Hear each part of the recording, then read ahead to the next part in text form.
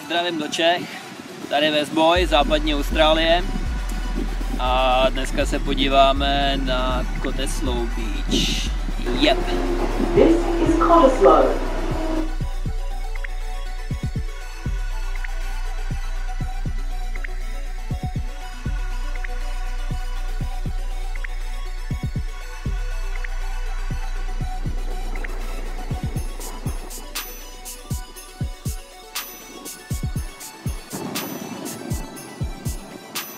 Tak jak dneska v Čechách? Austrálie docela dobrý. V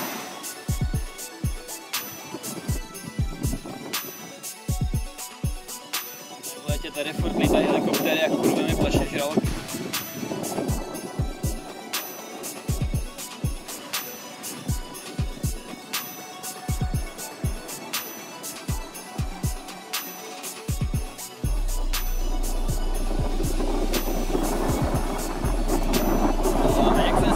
Tak v každém bloku vlastně bude jedna výhoda, jedna nevýhoda, tady z Austrálie.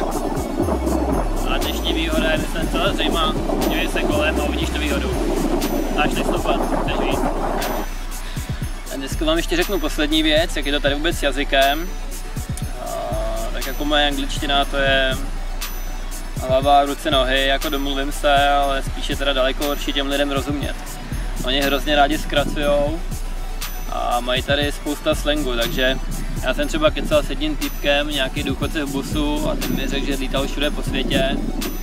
A když se naučíš tady v Austrálii, když se domluvíš tady v Austrálii, tak se domluvíš všude na světě. To jsou ty uchylný ptáci, ne? Ty tady vždycky prostě řvou, ty velmi, jako když vraždí dítě. Já zkusím trošku nasrnout. Zařvi. Ještě zařvi.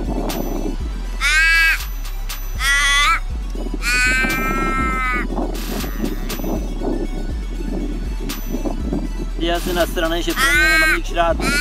Ty na mě budeš řvát? Mám taky zařvat?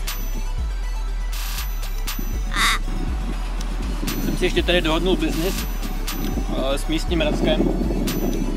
Čili frajer bude pozovat a já mu hodím tady nějakou tyčinková, nebo co tady mám. OK? Jo?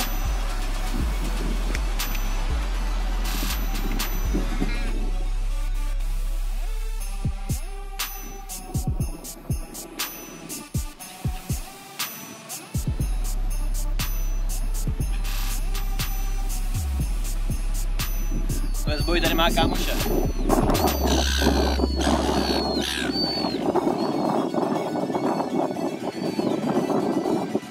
Kurva steklej Racek.